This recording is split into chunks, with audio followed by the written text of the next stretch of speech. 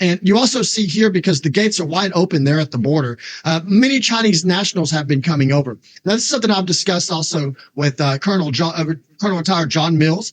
Also, I discussed this with Ava as well. But there's an infiltration coming there at the border. You've seen these Chinese police stations, which is basically where they are kind of turning people in here in the U.S. that would be people like yourself. That would be a threat to the Chinese government, or not doing what the CCP deems necessary for them to be bringing over intel and information to that country. What do you see here is going on? Are we facing a real problem there at the border with this infiltration? Absolutely, Dustin. And I think that this border is a vague concept. We could not only see the border issues because of the establishment of a Chinese police station in the lower Manhattan.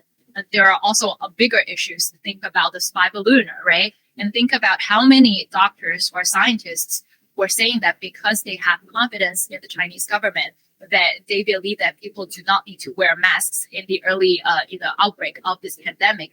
Think about how many scientists that you could probably get quarantined at home and your COVID-19 will be cured immediately. Think about how many doctors here in the United States were being silenced because they do the same thing of the whistleblowers. They whistleblowed about the truth of this pandemic, but their videos and their Twitters or their messages were targeted as a conspiracy of the pandemic, right? So I think that the border issue we can consider is as a vague line. There are many aspects in this country were being long time infiltrated by the Chinese Communist Party. The police station was just one. So I think that's why we primarily need people who like Mr. Mao's Guo and many of the other BRICS supporters to help us to understand the real darkness and the real evilness of the Chinese Communist Party, because the threat is still here, like what Mr. Mao said back in 2017.